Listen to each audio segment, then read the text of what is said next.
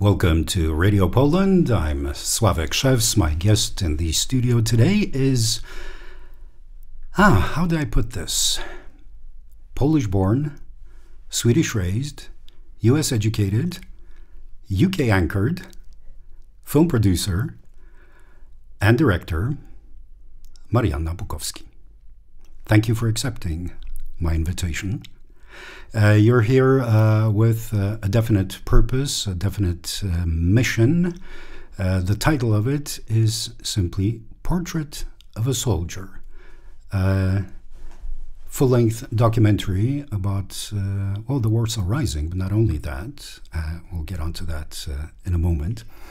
The immediate association that comes to mind when hearing this title, Portrait of a Soldier, is a male, a chivalrous male, preferably, right? Now, it turns out that this is a soft-spoken lady, but a very determined one. Could you tell us something more about your hero, the main character of this documentary? Yes, of course. Thank you very much for inviting me to tell more about the film. Yes, Wanda is really special.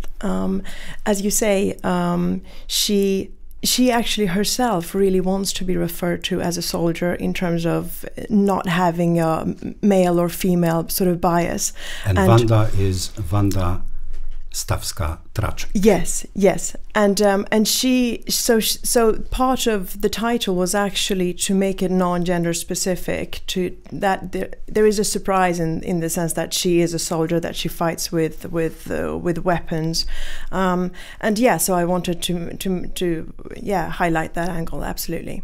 The Warsaw Rising is a tragic, bloody event in gloomy World War II history. Yes. Something, most Poles argue about, disagree till this very day, whether it was needed or not. It took a huge toll, a big sacrifice, 200,000 dead, 2/3 of them civilians. The remaining, soldiers of the underground, the resistance movement, the Home Army, as it was called, not only adult people who took part in this armed struggle, but also children. Yeah, very young. Those who started from even below 10 years of age. Watching this documentary, one cannot escape the impression that, Wanda, your main character, she was a child when she actually started participating in this. Yeah. She was a Girl Scout. Yes. And I think a lot of the children during the occupation, they were raised because all of the schools were closed. The Scout movement took over a lot of the education, and within that you had to learn to read, write, history, learn Polish language.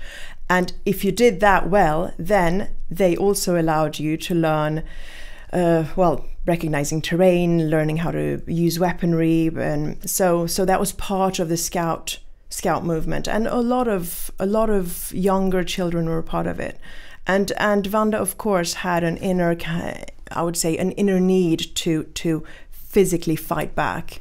This is something she mentioned on several occasions in the interviews, that this need to stand up and fight the Nazi German occupant came from a certain sense of helplessness, coupled with fear. Yes.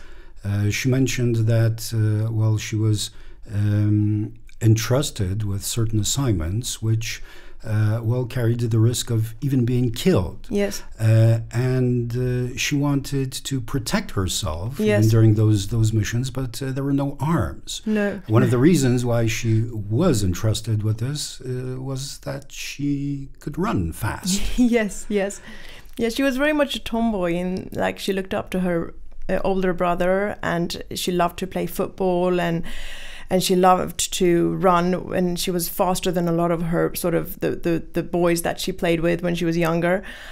So I think she had a lot of she has a lot of guts and fire in her. So yeah, so it made her He made her, as I said, the need to fight back, seeing helpless people, and she felt that you are unable to defend yourself without arms. So this really developed into a really strong need for her. Yeah. What struck me also was the fact that although telling the story of, as I said, one of the most tragic events in Polish history, there was no hatred when she was speaking about the Nazis. It was something that she simply considered wrong, that these people were bad, but there was no hatred, like embedded hatred or something which is quite often characteristic and not without reason for people who have experienced the warriors in Poland, and especially those who took part in the Warsaw Rising of 1944. True, but I would say, because I've met quite a few combatants, veterans over the years, and I would say that I'm actually continuously surprised at how open to reconciliation they are, and how they look to the future, and how many of them, if not after the war, maybe travel to Germany for work or something, or they have grandchildren that studied in Germany. So I think in that sense, I think it's actually truly remarkable, because the atrocities that they experienced are truly beyond our ability to fully understand. I think we can read about it and we can talk about it, but unless we've lived through the occupation, it's very hard for us to fully grasp the horror that they lived through. And that's another reason for the Rising to start, is I think the occupation was so brutal that the need to actually fight back was imperative. Yes, it was. And I think it was just innate. It had to happen. So you mentioned that you had the opportunity of talking to several veterans, many veterans of the Warsaw Rising. Why your choice of Wanda Traczyk-Stawska? What made her so exceptional, standing out of the crowd? Yes. Well, she is really small crowd, though. Yes. But she's really special. When I met her, we instantly became friends. She loved to talk about the uprising, and I loved to listen. And she is unique in many ways.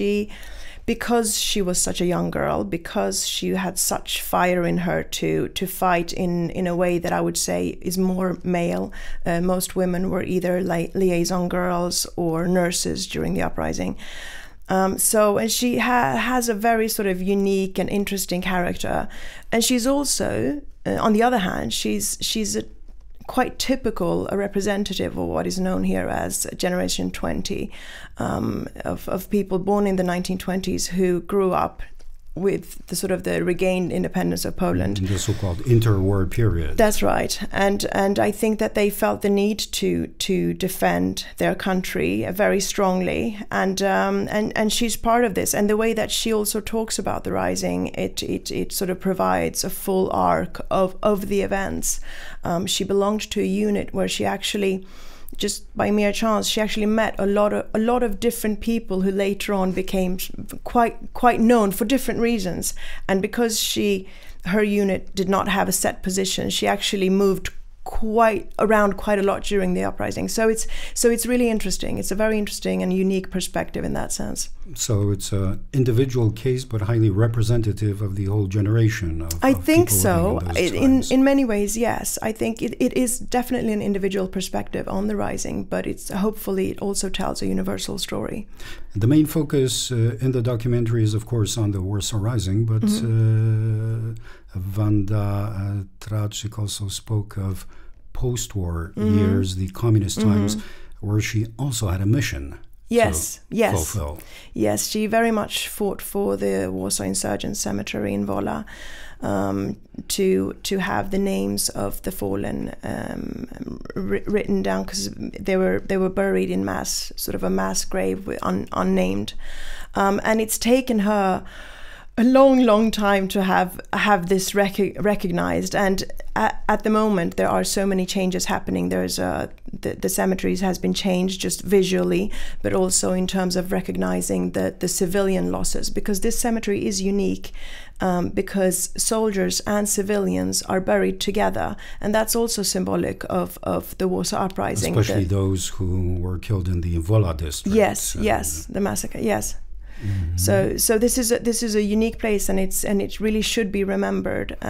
This is also one of the paradoxes of Polish wartime history, that people who are outstanding figures, even heroes, during the war, they were subject to repression, brutal repression, after the war by the communist authorities. Yes, absolutely. Even for the very fact of taking part in the Warsaw Rising, when the Soviet Red Army was standing just across the Vistula River, waiting idly for long months to, for Warsaw to simply fade away, to die. Yes. This was the city which, on Hitler's orders, was to simply cease to exist. Yes. It was to be erased from the maps of Europe, as if it never were there. It was a thorn for the leader of the Third Reich. Well, fortunately, as we can all witness, including yourself, the city is thriving with life again. It's bustling. It has been rebuilt, much to the astonishment of many after the war who visited, including General Eisenhower, who paid a visit here shortly after the war hostilities. And then we looked at the sea of rubble. He said, no way that you can do it.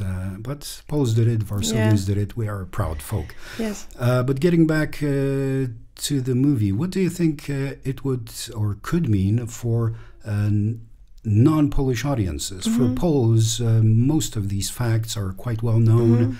This is something which we treat as part and parcel of our history. Yes. What about those who are less well versed in this? Yes. Well, one of my intentions with the film was to tell the story of the uprising for people that are both really familiar with it and for people that are not. I think because there is a personal connection with someone, if you really truly listen to someone's story, you build up a relationship with them, and you can. The way that I've tried to edit it is to give a comprehensive story of the uprising. So all of the details are there: when it happened, why it happened, how it went on, how it ended, what was the aftermath. But I think there are universal points that can be of interest, even if you're not specifically familiar with this specific battle. And I think that is through Wanda and her beautiful way of telling the story. The Rising is an absolute tragedy, but there's also moments of almost, I would say, poetry, of beauty, and that's also part of the story. Your visit to Warsaw is, well, strictly connected with promoting the film, also the Polish premiere of it, an English language version with subtitles, as you told me, had been prepared earlier. Yes. Do you have any plans of maybe making other language versions? French, Italian, German. I would love to. The list is long. Of course, I would love to. I have a UK distributor, Journeyman Pictures, that have released the film on iTunes and on DVD. So it's available with English subtitles across the world. And then hopefully there will be interest from other countries. And of course, I would love for it to be seen more broadly. Yeah. And I strongly encourage all our listeners to see this documentary. It really is something very unique, believe me. Thank you very much. Thank you. My guest was Marianna Bukowski, film producer and director. Thank you. Thank you.